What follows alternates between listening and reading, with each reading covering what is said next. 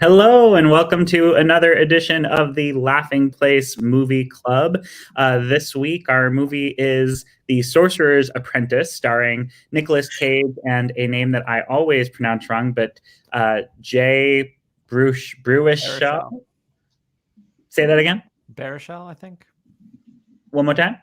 Baruchel. No, I don't got it. We'll just call it JB, right? Yeah, JB. But now I had seen the film 10 years ago in theaters.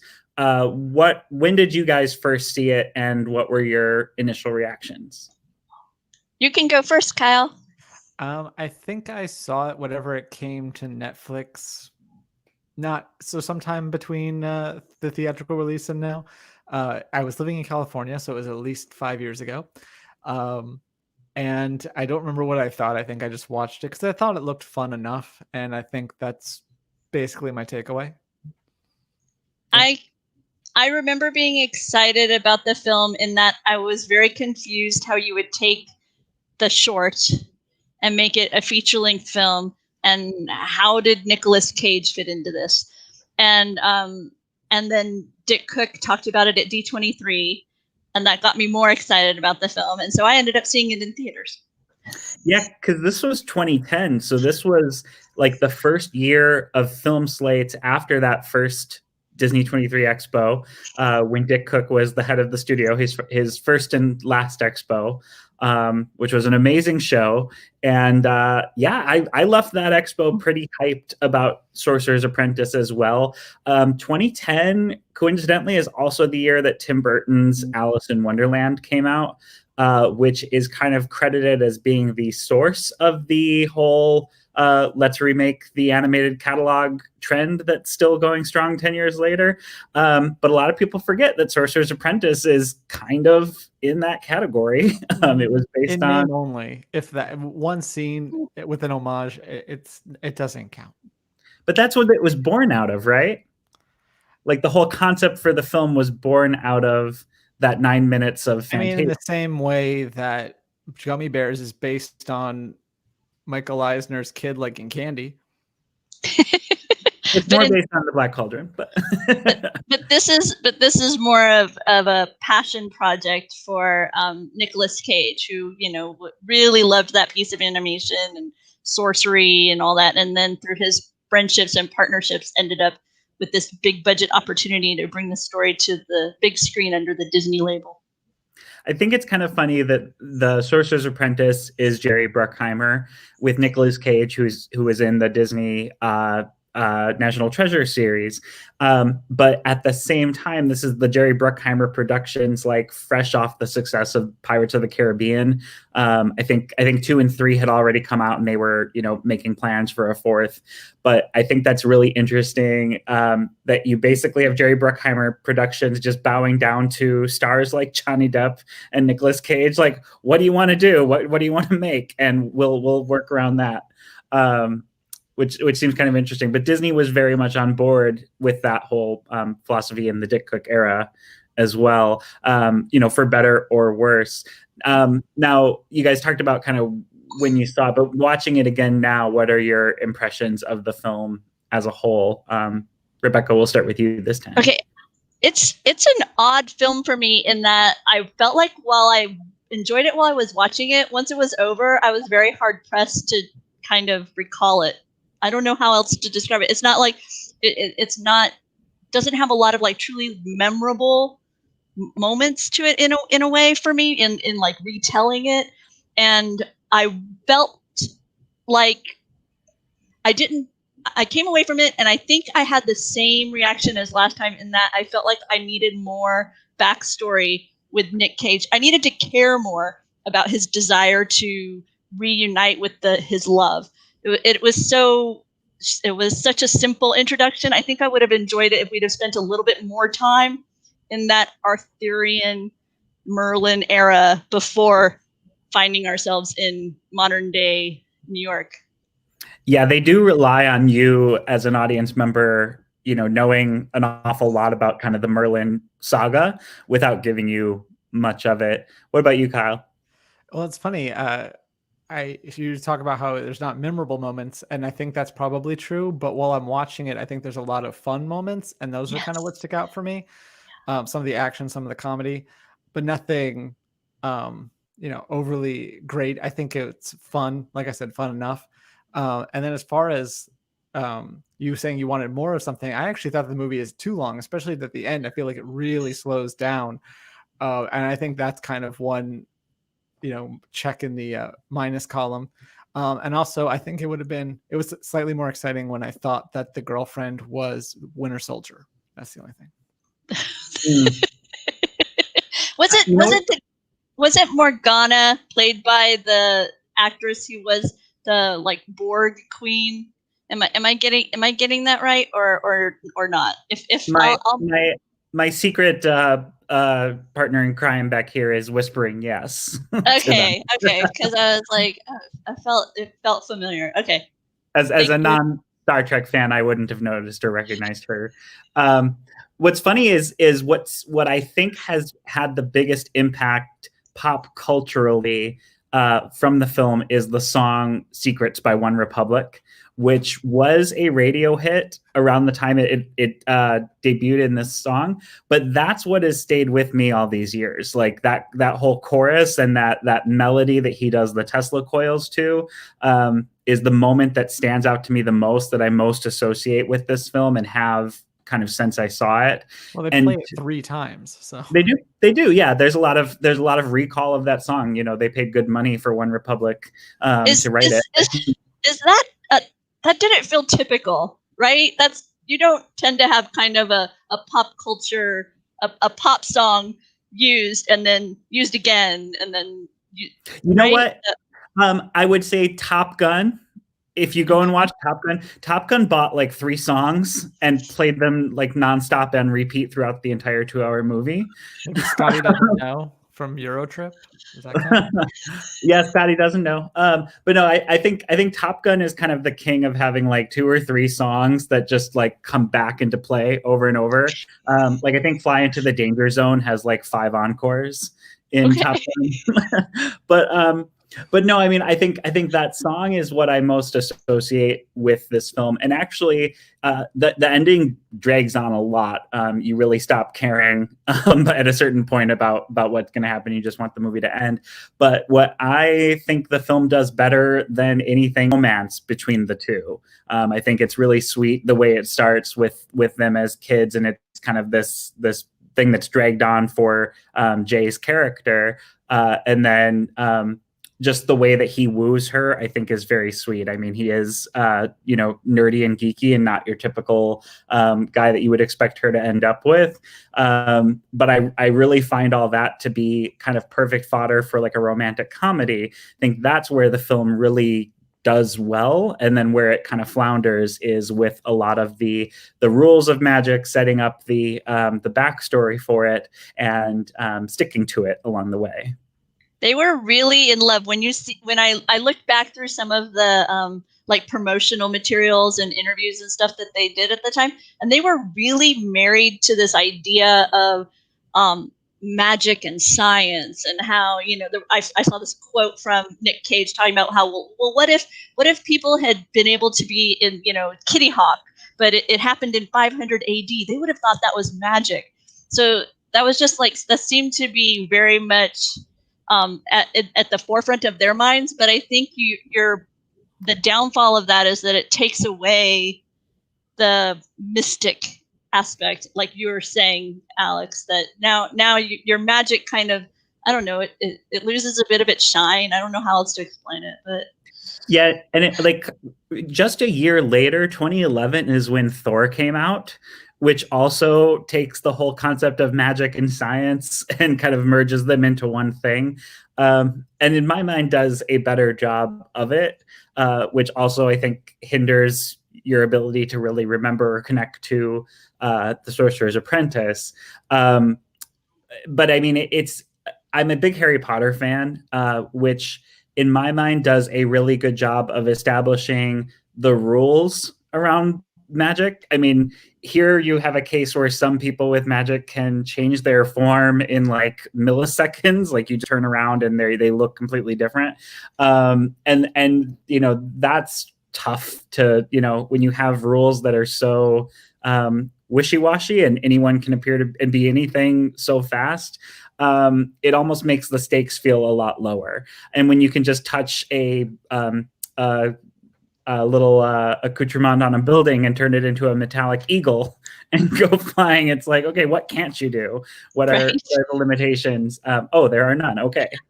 You can't control the mops. That's what you can't do. Yeah, you can't get the mop to stop trying to poke you in the rear while you're trying to have a romantic conversation. Yeah. Yes. Now, 2010, it's a weird year for Disney Pictures. Obviously, Dick Cook, his kind of reign came to an end that year. Not only did we have the Sorcerer's Apprentice flop, but we had the Prince of Persia flop. And Prince of Persia was definitely meant to be a franchise. Sorcerer's Apprentice, I think they would have liked to have done more. They very much, you know, left it open at the end. All the main characters are around, and you could have easily brought anything out of that magic shop that Nicolas Cage was running in the beginning of the film out and made another movie out of it. Well, there's also a post-credit scene. What'd you say? There's also a post-credit scene. I didn't stay through the credits. What's the post-credit scene? Yeah, there you go. I think it's just Alfred Molina grab something. It's the you see the famed hat. Ah, yes. Off in the distance, and then you see, as you pointed out, he picks up his hat. The villainous Horvath picks up his hat and kind of walks off screen. Well, and now he's dating the woman who runs the building underneath the hat. It's very poetic. No? Okay. Well, anyway. Huh? For those of you who don't know, Jennifer Lee, who runs Walt Disney Animation Studios, is dating Alfred Molina, who's Balthazar. Or Horvath. Yeah. Oh, okay. The bad guy. The big bad. I just kept thinking, I think based on when this movie was made, I think I may have just seen him as Doc Ock, right? The time frame I would have been, oh, look, there's Doc Ock on screen. Yeah. That's what Becca was saying. She's like, yeah, he's better as Doc Ock. But what I was getting to is, you know, 2010, they also floundered with Tron Legacy. It just didn't hit the numbers that they were expecting and didn't become a franchise. Of the three, what do you think is the biggest flop between Sorcerer's Apprentice, Prince of Persia, and Tron Legacy for 2010? You know, just not hitting all of its strides for Disney. I'll let you answer. You think Prince of Persia? For sure. I worked in the movie theater then, and I feel like, just without looking at the box office numbers, I feel like Prince of Persia was maybe had like some busy show, like the first weekend, maybe half full, and then it just kind of died. Whereas the other ones, I feel like, even though they might have been letdowns, I don't feel that they were all out flops. And like you said, Prince of Persia was, so technically Sorcerer's Apprentice, I guess they're all franchise. They have some sort of source material that's linked to Disney already. But the Prince of Persia was a video game that, you know, so there's a lot of hype for that. They obviously wanted that to be a thing, and it wasn't. I feel like for me, I would think that it was Tron Legacy, because I don't know. It seemed like in some ways it just kind of it became a bit of an anchor to the franchise in a weird way. I don't know. I felt like we were about to see like this grand phoenix and this rebirth, and here we go. This is the beginning of this amazing universe franchise we're going to explore over and over again. And instead, it's like I say, it seems to be the item that whenever you hear about the Tron talk, that kind of just raises its ugly head to get in the way. Yeah. Now, Nick Morgan feels we're just doing a disservice to anybody watching if we don't talk about Teresa Palmer and how beautiful she is. She plays the love interest, and I had to IMDb her. I didn't even realize she's Australian, so thanks for that, Nick. She does a very good American accent. And I think I've seen her in one other thing, which was I Am Number 4, which was a DreamWorks film that Touchstone distributed. Oh, Diana Agron. Yeah, because I was actually wondering as I watched, what else did she didn't seem familiar to me, so I wondered if she had done other other work since. So I am number 4. I will have to seek her out. Yeah, and she is, according to IMDb, she is still active. She's currently in a TV series called A Discovery of Witches. There is in the film, though, the mini-me version of that character. If you recognize her, she went on to be on Disney Channel's Jessie and the spin-off show Bunked. So if you are a Disney Channel viewer, that's what happened to her, the mini her.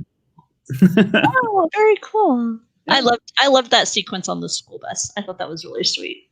That is really cool. I like the whole King Kong little bit. And then also there's a couple fun Easter eggs, particularly in the prologue, in his room as a kid. His alarm clock is Buzz Lightyear. I wish that they would have had another Disney alarm clock when he wakes up as an adult, because he's got the most boring little like 1980s alarm clock all of a sudden in 2010. But there's that. There's also a Pluto behind him. Did you guys notice any other little Easter eggs or hidden Disney items that you thought were fun when you were watching? I didn't. I noticed, but I can't think of what it was. But I think the clock being boring is kind of a storytelling tool, because when he talks to the girl, his love interest, and he says how, you know, he got so focused in on the science that he lost the beauty. I mean, is in essence how I took what he said. So it's almost like when that moment of sorcery happened in his young life, he like shut down that side of him that would have drawn a monkey on the window to connect, you know, with the King Kong moment. And so I felt like that clock was kind of a bit of an indicator to us that no longer would he have this fun, imaginative, goofy thing. He'd have, you know, just the very it tells time. It works. That's a good point. It definitely tracks with who his character becomes, and then his roommate giving him the conversation about needing to be part of the wolf pack. Yeah. You know, that very, very Rudyard Kipling all of a sudden in that moment. I liked his roommate. I wanted more of his roommate. His roommate was fun. Now, you mentioned before, Rebecca, that you wished that they had done more setup with kind of the Merlin mythology and building that out. What would you have liked to have seen that would have made this film a lot better for you? I think I would have liked a better depth of romance between Nicolas Cage's character, Balthazar, and Veronica. And kind of see a bit more of their love and their connection, and then the way it had impacted Horvath, and so have a bit more understanding rather than just a narrative. So maybe a specific moment, or because I felt like it was mostly just narrative with little short vignettes. Mm-hmm. So even just a short sequence, not as much the whole mythology like the Merlin and all that. That's fine with narrative. But I wish I could have seen a bit more of Balthazar and Veronica before she gets locked away. Yeah, and to that point, you know, now that you mention it, you know, they don't really call that back much before she reappears. And then acting wise in that moment, neither of them seem to be like brought to tears over the, you know, millennia long distance, and then suddenly being able to see each other. You know, that performance in that moment doesn't seem as gripping as you would expect it to. How about but then they do kind of carry it a bit with the necklace being passed along, you know, and him leaving the note with the necklace. And so, you know, there is like I say, they drop enough breadcrumbs that it doesn't feel completely empty. But mm-hmm. I felt like when they reunite, it didn't have the impact on me that I felt like I was supposed to have based upon the depth of love that the narrative had told me they had. Yeah. Well, I feel like at that point, it's not so much about them. It's about what that means to Dave and Becky. Like it's supposed to be like, you know, I told you this one thing, but that's actually not true. I was just going through my own thing. So now that that's healed, it's more, the focus is still on Dave and Becky. So it's kind of like a tangential sort of a thing. Okay. I can see. No. I can see that. I can see that being the director's goal. Yeah, definitely. Anything for you, Kyle, that you feel like they could have done that would have made the film better for you? I think maybe if they, like you were saying, had some more rules to the magic. I know it's sorcery and not supposed to be like stage magicians, but I always like when there's more practical effects and things. You can see that someone was actually doing like even in Now You See Me, like some of those tricks are kind of way out there, but sometimes you can see, oh, they're actually doing this like cardistry and stuff. So I wish there was a little bit more of that in it. Mm-hmm. Yeah, I mean, I think one of the coolest like visual magic moments in the film is the Chinatown sequence, and I am one of those viewers. I think I got it from watching too much Ebert and Roper as a kid, because whenever there was like a big action movie and lots of people died unnecessarily in the midst of like a big chase sequence, they would always bring it out. So I'm always looking for that, and I just think it's funny that they make this real dragon out of the parade dragon, and you see the men inside like suddenly become part of the flesh tissue of the dragon, but at the end, when they kind of dissolve that dragon, they have that one shot of them like sitting down looking up like what just happened. I very much noticed that. Yeah, absolutely. And I would say, Doobie, it started with Siskel, but No, I was watching in the later years. Yeah, I was gonna say that moment kind of took me out for a moment because I realized, wow, I'm old. Because I was not watching. I was not watching Roper when I was a child. Let me just say. I will say, like, I knew Siskel and Ebert from the VHS cover of like they gave this one 2 thumbs up. You feel older. And then I knew, well, like what I actually watched was Ebert and Roper. Jay Sherman is my critic. It's very funny. But yeah, sorry. So it's like when you were telling your beautiful Chinatown story, I was still stuck in what? It's just Siskel and Ebert. What's he talking about? No, I knew it progressed, but okay. Sorry. I did think it was interesting that in the Chinatown scene, he says that he said sake because he's in character. I'm like, so you're in character as a racist cop? I don't understand. Oh, well. So dated references. I mean, it's been 10 years, but it's only been 10 years. So there's that, and then also the ending kiss when he says, you know, what would you have said? And she was about to answer, and he goes, "I don't care," and just kisses her. Yeah. And then she thankfully answers, like good thing she answered, girlfriend, and he doesn't, you know, overstep a major boundary. I don't know what the note said originally.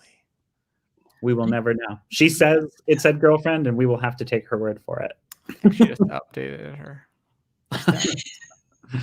Well, there's no proof either way. But we're getting close to the end of our 30-minute movie club. Is there anything else you guys wanted to talk about for Sorcerer's Apprentice that we haven't brought up yet? I have a quick thing. I enjoyed some of the like cultural nods at the time. So like when he does the whole mind control thing, the sidekick is like, these aren't the droids, you know, in a mocking way, these aren't the droids you're looking for. And then when he was taking the Horvath off the pedestal, he does, to me, clearly a mimicry of Indiana Jones just before he removes the idol. So, you know, those two jumped out at me during the film, and I thought that was kind of fun, keeping that lighthearted references in the film like that, the humor, continuing the humor. My off-camera buddy reminded me that Alfred Molina was also in Indiana Jones. Yes, he was. In fact, he was in that sequence, as I recall. I don't think he had a very good end, as I recall. What about you, Kyle? Well, I'll answer Doobie's question that he had here if you want to pop that up. Sure. So I actually think it worked. I think they found a good spot for it. It actually did have more of an impact on the plot than you would think, because it kind of starts off the end of the second act as things start to go downhill. So it definitely could have been worse. We do have a fun fact, courtesy of Nick Morgan, that Teresa Palmer could have played Hellcat in the Jessica Jones series. But she lost the role to Rachel Taylor. So that would have been a fun little connection there. Now, something I'm curious to know, because obviously this is inspired by, if not an adaptation of, the one sequence from Fantasia. If you had to adapt another Fantasia or Fantasia 2000 sequence into a modern day Disney live action retelling, what would you choose? Definitely And my plot off-screen and buddy says circumstance. Picada in Fugue in D minor. Oh wow. Let me think. Just I don't know. Live action dancing hippos sound fun. yeah, that sounds fun. Dance of the Hours. That could be Yeah. fun. I want to say the Nutcracker Suite. Yeah, that there I you do. I love the Nutcracker Suite. I would probably personally go Pastoral Symphony, just because I feel like there's more like plot to drive out of it, and certainly they drove a lot of plot out of Sorcerer's Apprentice than you would think on the surface just looking at the short. And you can have all kinds of debauchery with that, right? Yeah, you'd probably do. Flows into. Might not open with a castle by the time it's done with production, but that could be fun. Oh my.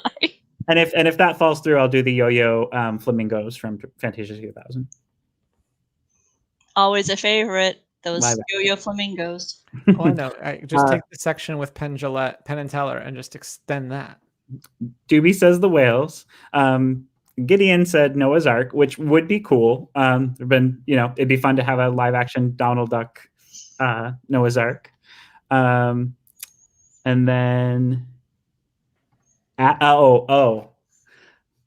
asked, does Doobie get the pun in the name of Fantasia's ostriches? Which I will say I always read it and hadn't heard anybody say it, so I didn't know it was a joke. And then now Benji gives me a lot of heartache over that. Can Benji post the names there so Doobie can read them? Yeah, can you rather than hear them? And I'll swap that out as a comment. Yeah, thanks. Because that way it'll be there for Doobie. Because I'm not sure how to do that myself. And this was during an era when Jay was appearing in everything, right? He did this, and he was also a voice in this was the same year. Yep, same year that franchise started for him. And right around this time, he was in pretty much all of the what's his name? Comedy films. Judd Apatow. Okay. Did a lot of that. So that's the name of the ostrich in Fantasia. And you were asking specifically for Doobie or anybody? Yeah. Specifically for Doobie. Doobie only got the cosmic ray thing. So I'd always seen this and written and read it Upanova. Oh, how cultured of you! And until Benji said the name, and I just had this jaw on the floor moment, and I burst out laughing. Okay, go ahead and say the name, and we'll see if the Doobie in my room will also burst into laughter. Madame Upanova. There you go, Mister.